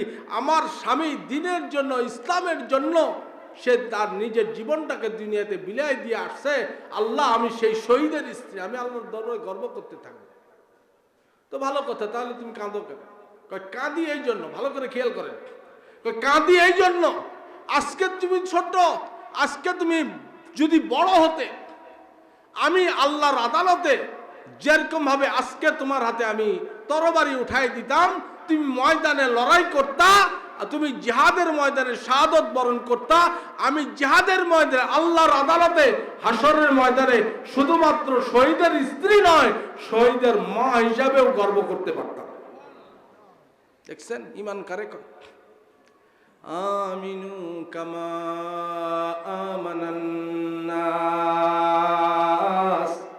আল্লাহ রাব্বুল আলামিন ডাক দেবেন, তোমরা ঈমান আনো আমার নবীর সাহাবীদের মতো ঈমান, আমার নবীর সাহাবী। ও ভাই, ও মায়েরা, আমাদের মনোমানসিকতা এমন আছে কি? যদি না থাকে, আমাদের মনোমানসিকতা এমন করতে হবে আল্লাহর দ্বীনের জন্য, ইসলামের জন্য, নবীর মহব্বতে। আজকের নবীকে গালি দেয়, আল্লাহর নামে কটূক্তি করে, এমন লোকের সংখ্যা দুনিয়াতে আছে না নাই? আছে, আমাদের বাংলাদেশেও আছে। তাদের নাম শুনলে, তাদের কথা জানলে আমার রক্তের মধ্যে চেতনা জাগে না। বুঝতে হবে আমি সাহাবীদের মতো ইমানদার নয়। এ মুসলমান ভাইরা আমার, নবীর মহব্বতে, নবীর ভালোবাসায় দুইজন সাহাবীর কথা আমি বলতে থাকি আপনাদের সামনে। এ মুসলমান ভাইরা আমার, 311 জন সাহাবী লইয়া আল্লাহর হাবিব বদরের ময়দানে পৌঁছে গেছেন। কতজন সাহাবী? 311 জন সাহাবী নিয়ে বদরের ময়দানে আল্লাহর নবী পৌঁছে গেছেন। 1000 কাফের বাহিনীর সঙ্গে লড়তে হবে। 1000 কাফের বাহিনী সম্পূর্ণ সুসজ্জিত, অথচ মুসলমানদের মধ্যে মাত্র 3টা তরবারি, অল্প কয়েকটা 2টা ঘোড়া, অস্ত্র ঠিক মতো নাই। আহারে, কি অবস্থা, কঠিন অবস্থা, কিভাবে লড়বে? হঠাৎ করে আল্লাহর পয়গম্বর যখন জিহাদের ময়দানে মুসলমান সাহাবীদেরকে সারিবদ্ধ করতেছিলেন, হঠাৎ করে লক্ষ্য করে দেখে দূরে কি যেন দেখা যায়, এদিকে আস্তে আস্তে আসতেছে। নবীজি সাল্লাল্লাহু আলাইহি ওয়াসাল্লাম ভালো করে বুঝতে পারেন না কি আসতেছে। এটা বুখারী শরীফের মধ্যে আসছে হাদিসটা আমার বন্ধুরা। এবার আল্লাহর নবী যত ওই 2টা জিনিস কাছের দিকে আসে, ভালো করে উনি চিন্তা করে লক্ষ্য করে দেখতেছেন যে মনে হয় মানুষের মতো দেখা যায়। আস্তে আস্তে যখন কাছে আসছে উনি লক্ষ্য করে দেখেন ছোট্ট ছোট্ট দুইটা বাচ্চা, একজন বাচ্চার নাম মুআজ আর একজন বাচ্চার নাম মুআব্বাস। দুইজন বাচ্চা আল্লাহর নবীর দরবারে বদরের ময়দানে উপস্থিত হয়ে গেছে। এবার ডাক দিয়ে বলতেছে, ইয়া রাসূলুল্লাহ, ইয়া হাবিবাল্লাহ, মা আমাদেরকে বাড়ির থেকে পাঠিয়ে দিছে। মা কি করছে? বাড়ির থেকে পাঠাই দিছে। কেন রে বাচ্চা? মা বলছে, আবু জেহেল নামে আল্লাহর বড় দুশ্মন, নবীর বড় দুশ্মন, ইসলামের বড় শত্রু, ইসলামের বড় ক্ষতিকারক আবু জেহেল এ আল্লাহর নবীকে মক্কি জিন্দেগিতে সবচেয়ে বেশি কষ্ট দিছে। এ আবু জেহেলের আগমন ঘটেছে বদরের ময়দানে। যা রে বাচ্চা যা, এই আবু জেহেলকে যদি দুনিয়ার থেকে না বিদায় করে দিতে পারি, বা বাড়িতে সে মা বলে ডাক দিতে পারবি না, যা যা বদরের ময়দানে যা, আল্লাহ নবীর সাহাবীদের সারিবদ্ধ হয়ে যা, নবীর সামনে চলে যা। বদরের ময়দানে আবু জেহেলকে কতল করতে হবে, আবু জেহেলকে হত্যা করতে হবে। আবু জেহেলকে হত্যা না করা পর্যন্ত বাড়ি ফিরে এসে মা বলে ডাক দিতে পারবি না। দেখছেন মহিলার ঈমান? ছোট বাচ্চা মা বাড়ির থেকে পাঠাই দিছে। ইয়া রাসূলুল্লাহ, আল্লাহর নবী প্রসন্ন একটি হাসি দিলেন, মিষ্টি একটি হাসি দিলেন। আমি পুরা ঘটনা বলতে পারবো না আমার বন্ধুরা। মিষ্টি একটু হাসি দিয়া উনি ডাক দিয়ে বলতেছেন, এ বাচ্চা, তোমার মার উপরে আল্লাহ খুশি, আল্লাহর নবী খুশি, তোমাদের দুই ভাইয়ের উপরে আল্লাহ খুশি, আল্লাহর নবী খুশি। যাও, আমি নবী ভবিষ্যতে দ্বীনে ইসলামের বড় খেদমত তোমাদের মাধ্যমে আশা করি। বাচ্চারা বাড়ি ফিরে যাও, আল্লাহ খুশি, আল্লাহর নবীও খুশি। আল্লাহ রাব্বুল আলামিন তৌফিক দান করলে বড় হওয়ার পরে ইসলামের পক্ষে, মুসলমানদের শত্রুর বিপক্ষে তোমরা লড়াই করবে, জিহাদের ময়দানে অংশগ্রহণ করবে। যাও, আজকে লড়ার দরকার নাই, আজকে জিহাদের ময়দানে অংশ করার দরকার নাই, তোমরা বাড়ি ফিরে যাও, তোমার মাকে আমার সালাম দিও। যা ডাক দিয়ে বলবা আল্লাহ খুশি, আল্লাহর নবীও খুশি। বাচ্চা মনে মনে চিন্তা করে, বাড়ি ফিরে যে কি মায়ের খামো, অতএব দরকার নাই, বাড়ি ফিরে যাওয়ার দরকার নাই। কাতারের পিছনে দাঁড়াইছে, কিতাবের মধ্যে লেখছে পায়ের বুড়া আঙ্গুলের উপরে ভর দিয়ে দাঁড়াইছে। ডাক দিয়ে বলি, ইয়া রাসূলুল্লাহ, ইয়া হাবিবাল্লাহ, লক্ষ্য করে দেখেন গো নবী, আমরা আপনার সাহাবীদের সমান হয়ে গেছি। কিতাবে এটাও লেখছে, কোন বর্ণনায় আসছে পাথর নিয়ে আসছে, পাথরের উপরে দাঁড়াইছে, পাথরের উপরে দাঁড়াই আবার পায়ের বুড়া আঙ্গুলের উপরে ভর দিছে। বুড়া আঙ্গুলের উপর ভর দিলে একটু বড় দেখা যায় না? ডাক দিয়ে বলে, ইয়া রাসূলুল্লাহ, তাকায় দেখেন আপনার সমস্ত সাহাবীদের মতো হয়ে গেছি। নবী বললেন, আমার বাচ্চা সাহাবীরা এতই যখন দিনের উপরে দরদ, এতই যখন নবীর উপরে দরদ, এখন যখন আল্লাহর প্রেম তোদের অন্তরে, আমি তোদের দুই ভাইকে বদরিন সাহাবীদের মধ্যে অন্তর্ভুক্ত করে বদরিন সাহাবী 313 জন ঘোষণা করে দিলাম। আরেক রিওয়ায়াতে আসছে, এক ভাইকে নিছে, এক ভাই একটু লম্বা চড়া ছিল, ওরে নিছে। তখন আরেক ভাই চোখে, হুজুর ওরে নিলেন কেন? ওর থেকে আমাকে নেওয়া ভালো। ও লম্বা হলে কি হবে? লম্বা গাদা হয়ে যায়। ওর সাথে আমার কুস্তি লাগাই দেন, ও আমার সাথে পারে না। হুজুর বললেন, তাই? কহ ঠিক আছে, তাহলে তোমরা কুস্তি লাগাও। এটা আরেক রিওয়ায়াতে আসছে, কুস্তি লাগাই দিছে। ছোটটা যায় বড় ভাইয়ের কানে কানে কয়, এই আমি তো এমনি পিচ্ছি, আমারে ধরলে তো আমি এমনি পাটাং দিয়ে পড়ে যাবো। শোন, এই কৌশলটা অবলম্বন করলাম জিহাদে অংশগ্রহণ করার জন্য। তোকে ধরার সঙ্গে সঙ্গে তুই পড়ে যাবি, তাহলে হুজুর বুঝবে আমি বেশি শক্তিশালী, আমাকে মুজাহিদ হিসেবে কবুল করবে। জোরে বলেন আল্লাহু আকবার, আরো জোরে বলেন আল্লাহু আকবার। তাই তো তখন ধরার সাথে সাথে বড় ভাই সিট পাটাং দিয়ে পড়ে গেছে। হুজুর দেখেন, আমার বড় ভাইয়ের থেকে আমার শক্তি বেশি, আমি বেশি যুদ্ধ করতে পারবো। আল্লাহ রাব্বুল আলামিনের হাবিব তাদেরকে দুই হাতের মধ্যে ডাক নিয়ে ধরায় বরকের সাথে জোরে ধরে ডাক দিয়ে বলেন, যা যা তোদের দুই ভাইকে আমি বদরিন সাহাবীর অন্তর্ভুক্ত করে দিলাম। হ্যাঁ, যুদ্ধ যখন শুরু হয়ে গেছে, লাইন করছে, ওরা ছোট তো ওদেরকে একটু সাইডে রাখছে। সাইডে রাখার পরে একবারে শেষ মাথায় দিছে আব্দুর রহমান ইবনে আউফ রাদিয়াল্লাহু তাআলা। কি নাম? আব্দুর রহমান ইবনে আউফ। এই সাহাবীকে একবারে শেষ মাথায় দিছে, তারপরে দিছে দুই ভাই।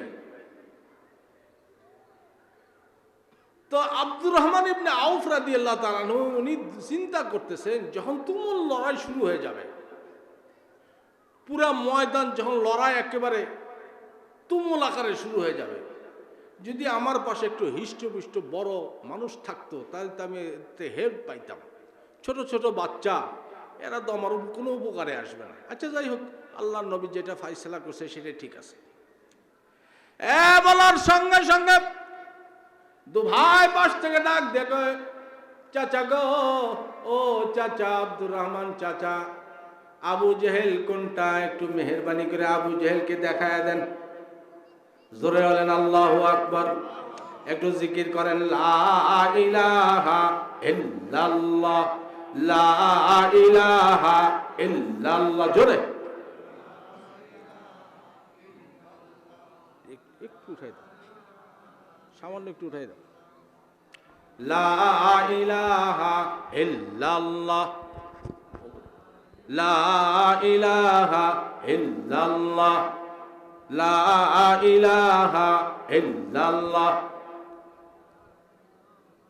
জোরে বলেন, আমার সাথে বলেন, আমার সাথে একসাথে, আল্লাহ আল্লাহ আল্লাহ আল্লাহ। জোরে আল্লাহ, সবাই আল্লাহ আল্লাহ আল্লাহ আল্লাহ। জোরে সবাই বলেন, আল্লাহ আল্লাহ আল্লাহ আল্লাহ। জোরে একটু প্রাণ খুলে আল্লাহরে রাখেন, আল্লাহ আল্লাহ আল্লাহ আল্লাহ।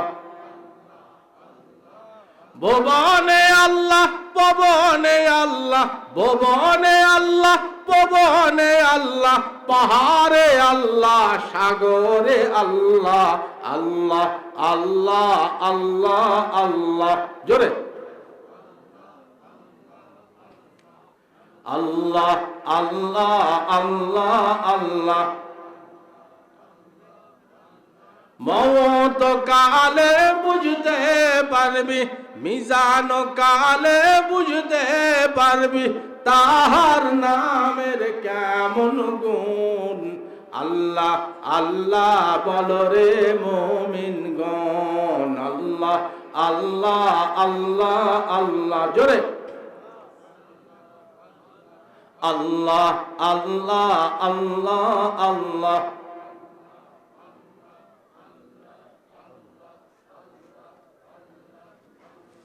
লা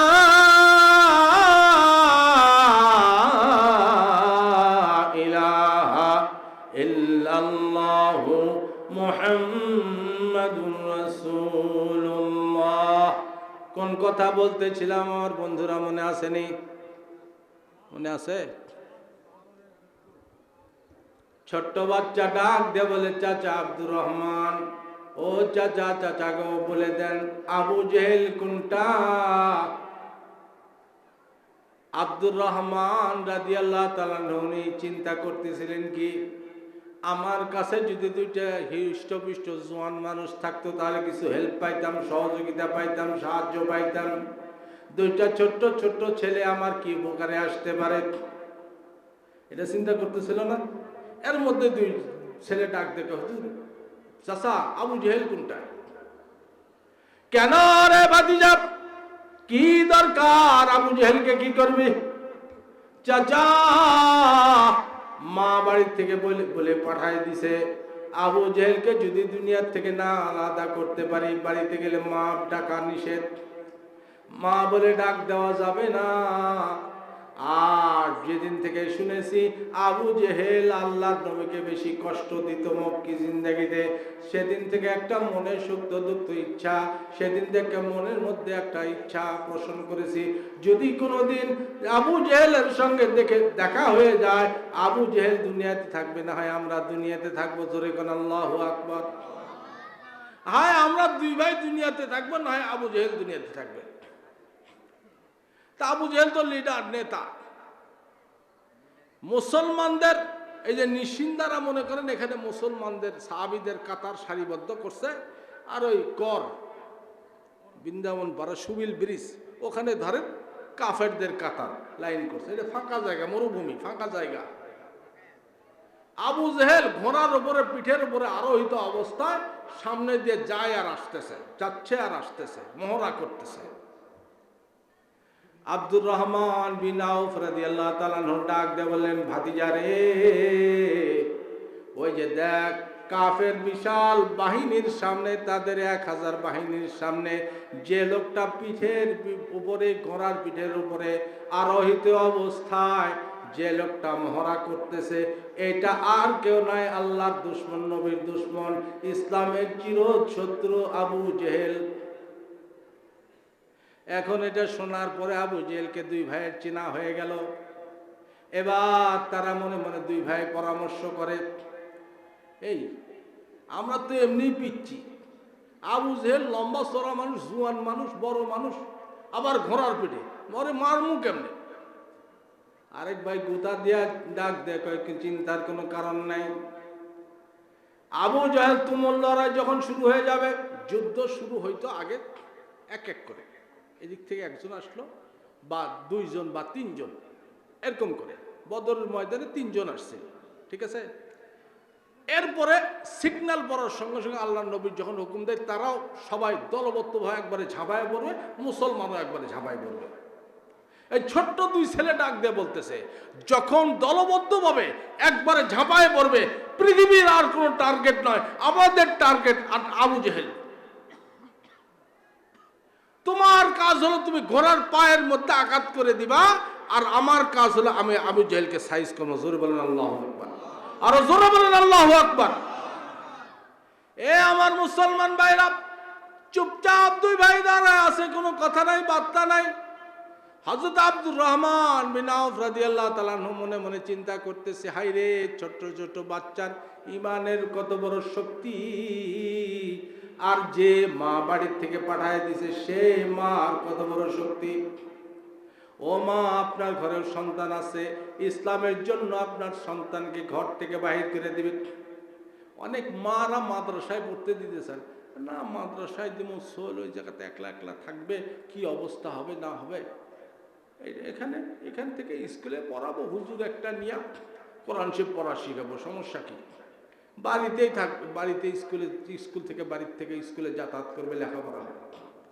একটা হুজুর নিয়ে কোরআন শরীফ পড়ায় দিলেই তো হবে না। কোরআন শরীফ শিক্ষার জন্য, ইসলামের পরিপূর্ণ শিক্ষা অর্জন করার জন্য আপনাকে হরকত করতে হবে। মাদ্রাসা দূর হলেও মাদ্রাসার মধ্যে থাইকা পড়ায়া নিজের সন্তানকে বড় আলেম বানানোর চেষ্টা করবেন মা। এটা আমি একজন আলেম হিসাবে আপনাকে দাওয়াত দিই। এ মুসলমান ভাইরা আমার, কথা আমি বলা শেষ করতে পারবো কিনা জানি না।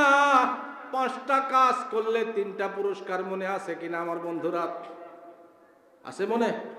5টা গুণে গুণান্বিত হতে পারলে আল্লাহ রাব্বুল আলামিন 3টা পুরস্কার দিবে। আমি কথাটা বলে শেষ করে দিব। ছোট্ট বাচ্চা 2 জন, একজনের নাম মুআজ আর একজনের নাম মুআব্বাস। ওরা চিন্তা করতেছে, আর ওই যে একজন মহিলা কোলের মধ্যে বাচ্চা নিয়ে বসে আছে, মনে আছে? ওই কথাটাও বলবো ইনশাআল্লাহ।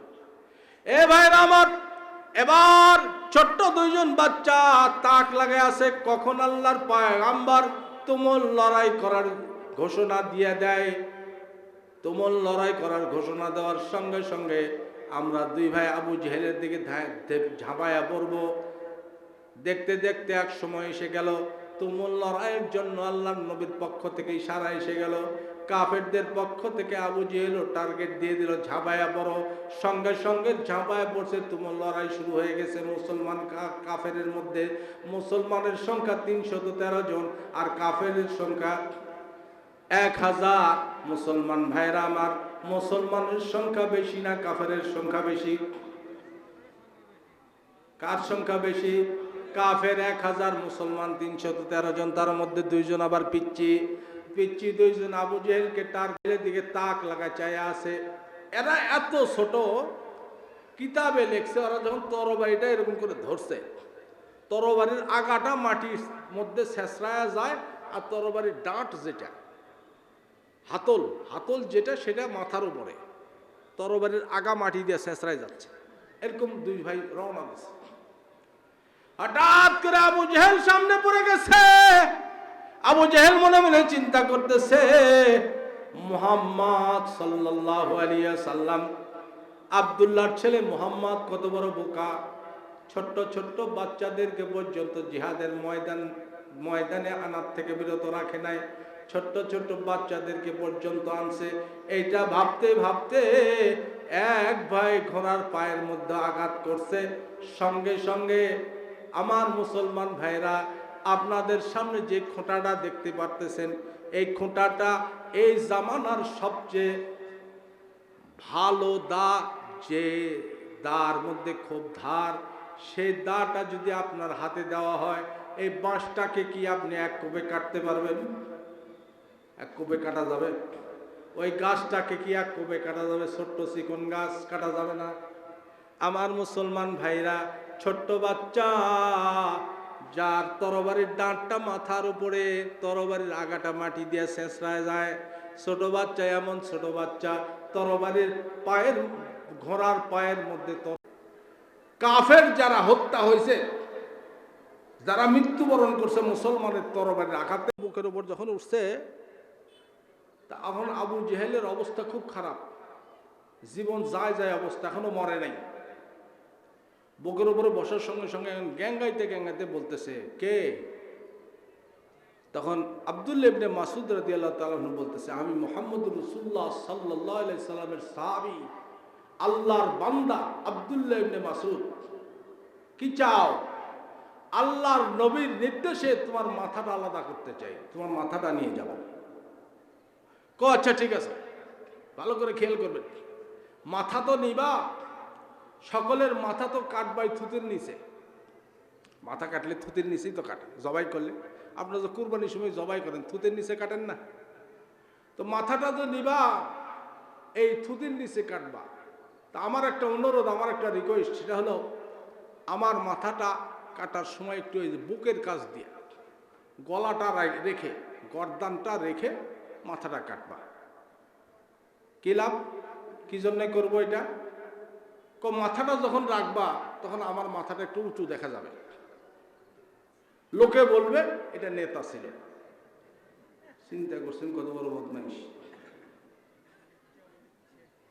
এ মুসলমান ভাইরা আমার, ছোট্ট ছোট্ট বাচ্চা পর্যন্ত নবীর মহব্বতে নিজের জীবনটাকে বিলাই দিতে কর্তব্য বিমূঢ়, তারা কোনো কুণ্ঠাবোধ করে নাই। আমার মুসলমান ভাইরা, আবু জেহেলকে যখন ছোট্ট বাচ্চা তরবারির আঘাত করছে, আবু জেহেলের ছেলে একরামা সেই সময় কাফের ছিল। মুসলমান ভাইরা আমার, ওই একরামা চিন্তা করলো, হায় হায়, খেলায় খেলায় ছোট্ট দুটি বাচ্চা আমার বাবার জীবন শেষ করে দিল, আমার বাবার জীবনটা নিয়ে নিল, আর তো বরদাস্ত করা যায় না। ওই একরামা তখন কাফের, মুসলমান ছিল না। সেই সঙ্গে সঙ্গে বাবার প্রতিশোধ নেওয়ার জন্য এক ভাইয়ের কাঁধের মধ্যে তরবারির আঘাত করছে। ধারালো তরবারি আঘাত করার সঙ্গে ঘাটটা কেটে চামড়ার সঙ্গে ঝুলতেছিল। জোরে বলেন আল্লাহু আকবার। হাতটা কেটে গেছে, চামড়ার সঙ্গে ঝুলতেছে। বড় নিষ্ঠাবান, লড়াই করতে করতে তারা ক্লান্ত হয় না। ইমানের কত বল, ডিস্টার্ব হচ্ছে, এটা ঝুলতেছে আর থপস থপস করে পিঠের মধ্যে বাড়ি খায়, বুকের মধ্যে বাড়ি খায়, ঝুলন্ত হাত। এবার ডাক দেয়, বলে ভাই রে ভাই, দয়া করে মেহেরবানি করে আমার এই হাতটা টান দিয়া এটা পরিষ্কার করে দাও, আমার জন্মরাই করতে কষ্ট হচ্ছে। এবার ভাই আরেকজন ডাক দে বলে, একই মায়ের দুধ খেয়ে বড় হয়েছি, একই মায়ের গর্ভের থেকে দুনিয়াতে আসছি, একই বাবার সন্তান, আমি কত বড় নিষ্ঠুর ভাই, আমার পক্ষে সম্ভব নয়, আমি এটা করতে পারবো না, তোমার হাতটা, ঝুলন্ত হাতটাকে আমি ছিঁড়ে দিতে পারবো না, দয়া করে মেহেরবানি করে আমাকে তুমি ক্ষমা করে দিবা, আমি তোমার হাত ছিঁড়তে পারবো না, দয়া করে মেহেরবানি করে আমাকে মাফ করে দাও ভাই, আমি ভাই এত বড় ক্ষতি তোমার কেমনে করতে পারি, আমি টান দিতে পারবো না। এবার আল্লাহর বান্দা নবীর সাহাবী শিশু বাচ্চা পায়ের নিচে হাতটাকে থুইয়া, হাতটাকে রেখে একটা ঝটকা দিয়া তার হাতটাকে ডান হাত দেয়া ফালায় দিয়া এক হাতে ময়দানের মধ্যে লড়াই করা শুরু করে দিয়েছে। এই সাহাবী হযরত উসমান রাদিয়াল্লাহু তাআলা জামানা পর্যন্ত জিন্দা ছিল। তো সমস্ত সাহাবীরা তাকে দেখতো আর বলতো, হ্যাঁ, কত বড় খুশকিসমত, কত বড় তুমি ভাগ্যবান ব্যক্তি, তুমি তোমার দেহটা দুনিয়ার মধ্যে আছে, অথচ তোমার একটা হাত, তোমার শরীরের একটা অঙ্গ আল্লাহর জান্নাতে পৌঁছে গেছে।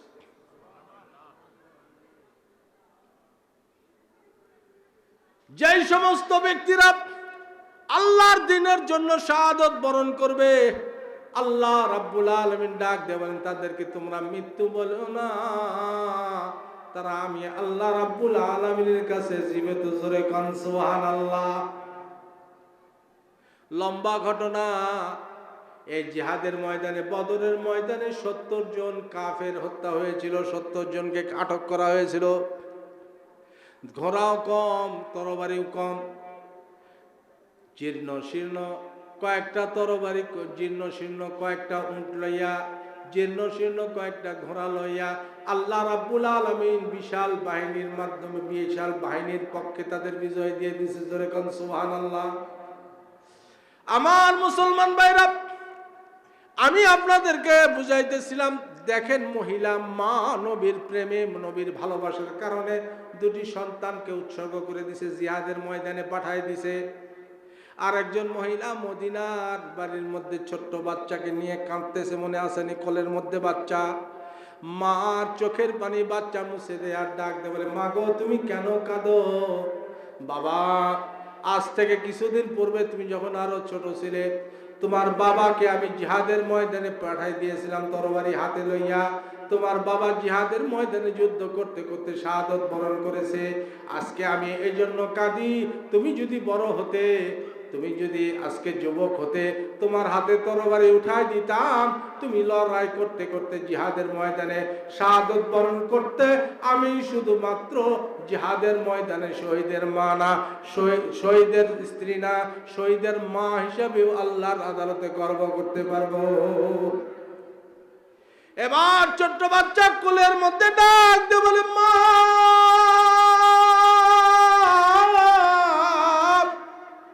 আমি দেখেছি তুমি যখন রান্না বান্নার কাজ করো, চুলা ধরানোর জন্য যখন চুলার মধ্যে খড়ি লাগাও, প্রথমে ছোট্ট ছোট্ট খড়িগুলা দিয়া তুমি আগুন ধরাও, ছোট্ট ছোট্ট খড়িগুলা চুলার মধ্যে দিয়ে তুমি জাল ধরাও। মা, ও মা, আমি নবীর জন্য, আল্লাহর দ্বীনের জন্য, আল্লাহর জন্য আমাকে নবীর দরবারে নিয়ে চলো মা।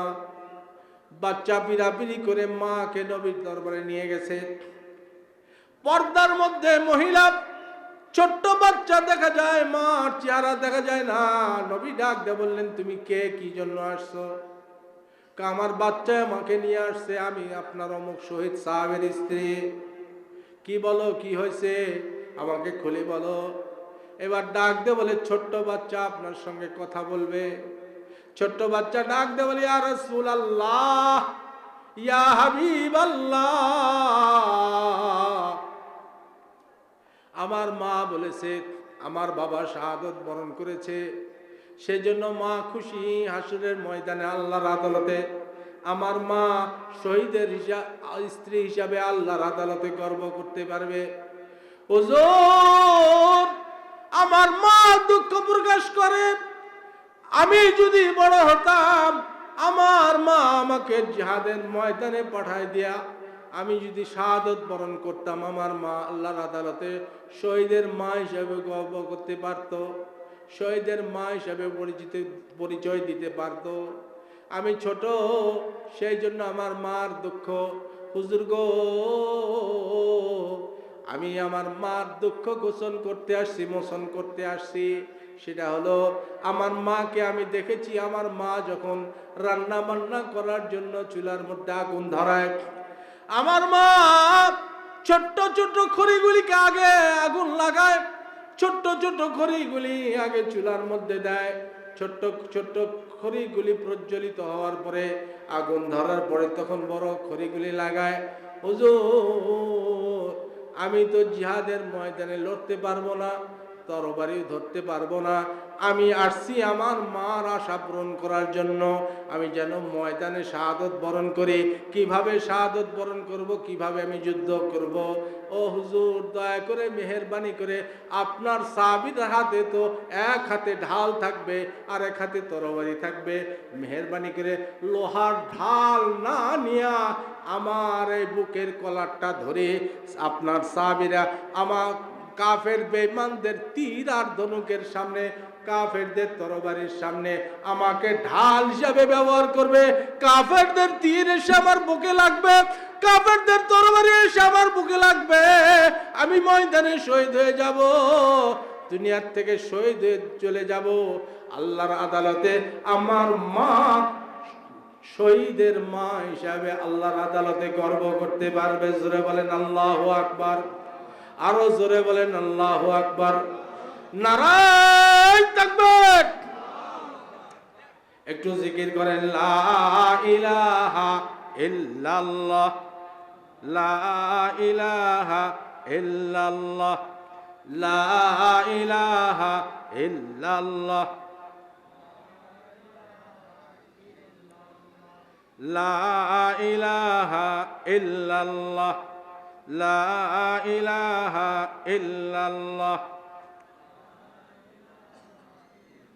সুবহানাল্লাহ ওয়ালহামদুলিল্লাহ, লা ইলাহা ইল্লাল্লাহ, লা ইলাহা ইল্লাল্লাহ, লা ইলাহা ইল্লাল্লাহ।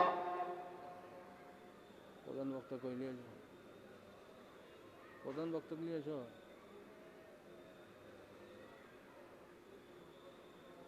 লা ইলাহা ইল্লাল্লাহ, সুবহানাল্লাহ ওয়ালহামদুলিল্লাহ, লা ইলাহা ইল্লাল্লাহ, লা ইলাহা ইল্লাল্লাহু মুহাম্মাদুর রাসূলুল্লাহ। যে পাখি হারিয়ে গেল সুদূরে, যে নদী বয়ে গেল তেপান্তরে,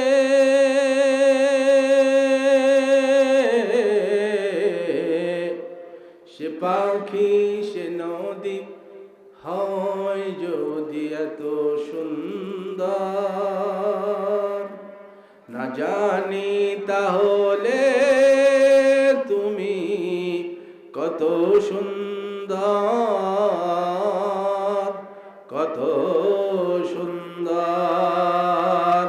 নারায়ে তাকবীর, নারায়ে তাকবীর। আল কোরআনের আলো যুব সমাজ কর্তৃক আয়োজিত নিষিদ্ধ রাত তাফসীরুল কোরআন মাহফিল। আলহামদুলিল্লাহ, আমাদের আজকের জলসার প্রধান অতিথি এসে গেছে, প্রধান বক্তাও আসবে। আমি বলতেছিলাম, আমি সূরা আনফালের ছোট্ট একটি আয়াতের তাফসীর করতেছিলাম। তা আল্লাহ রাব্বুল আলামিন মুমিনের আলামত কয়টা বলছে? মুমিন চিনার আলামত হলো পাঁচটা। পাঁচটা কাজ করতে পারলে আমরা মুমিন হতে পারবো। একটা হলো আল্লাহর জিকির হইলে, জিকির করলে অন্তরটা প্রকম্পিত হওয়া। 2 নম্বর আল্লাহর তেলাওয়াত, আল্লাহর কোরআনের তেলাওয়াত করলে, কোরআনের তেলাওয়াত শুনলে, আল্লাহ পাকের নিদর্শন দেখলে যার ঈমান বৃদ্ধি হয়। 3 নম্বর হলো সর্ব অবস্থায় আল্লাহর উপর তাওয়াক্কুল করা। 4 নম্বর হলো 5 ওয়াক্ত নামাজ পড়া, 6 নম্বর হলো আল্লাহর রাস্তায় দান করা। যার কাছে যে পরিমাণ আছে, আমি 100 টাকার মালিক 1 টাকা দান করব, যে 1 কোটি টাকার মালিক ঠিক সে 1 লক্ষ টাকা দান করবে। এরকম ভাবে যার সামর্থ্য অনুযায়ী সে দান করবে। আল্লাহ পাক ডাক দেওয়ার উলাইকা হুমুল মুমিনুনা হাক্কা। এই 5টা কাজ করতে পারলে আমি আল্লাহ 3টা পুরস্কার দেব। লাহুম দারাজাতুন ইনদা রাব্বিহিম ওয়া মাগফিরাতুন ওয়া রিজকুন কারীম। লাহুম দারাজাতুন ইনদা রাব্বিহিম, 1 নম্বর পুরস্কার আল্লাহ রাব্বুল আলামিন এই 5টা কাজ যে করবে আল্লাহ পাক তাকে দুনিয়া এবং আখিরাতে উচ্চ মর্যাদা দান করবে। জোরে বলেন সুবহানাল্লাহ। এই 5টা কাজ করলে কি 1 নম্বর পুরস্কার, আল্লাহ পাক দুনিয়াতে তো মর্যাদাবান বানাবে, আখিরাতেও তাকে কি মর্যাদাশীল বানাবে। জোরে বলেন সুবহানাল্লাহ। 2 নম্বর পুরস্কার ওয়া মাগফিরাতুন, আল্লাহ রাব্বুল আলামিন তার জীবনের সমস্ত গুনাহগুলি মাফ করে দিবে। 3 নম্বর পুরস্কার ওয়া রিজকুন কারীম, আল্লাহ রাব্বুল আলামিন তার জন্য দুনিয়া এবং আখিরাতের মধ্যে উত্তম রিজিকের ফয়সালা করে দিবে। জোরে বলেন সুবহানাল্লাহ। লিল্লাহি তাকবীর।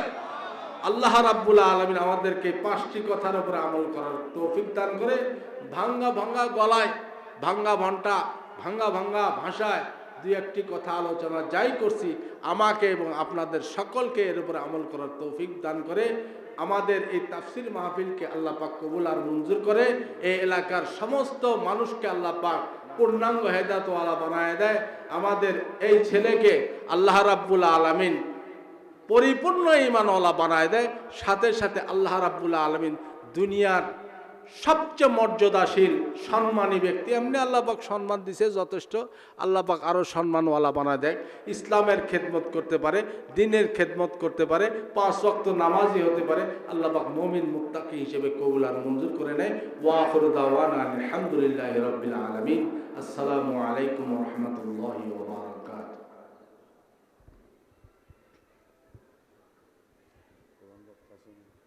এখন আপনাদের সামনে আমাদের এলাকার কৃতি সন্তান, আজকের এই জলসার প্রধান অতিথি জনাব সরকার মুকুল সাহেব, উনি বক্তব্য দিবেন।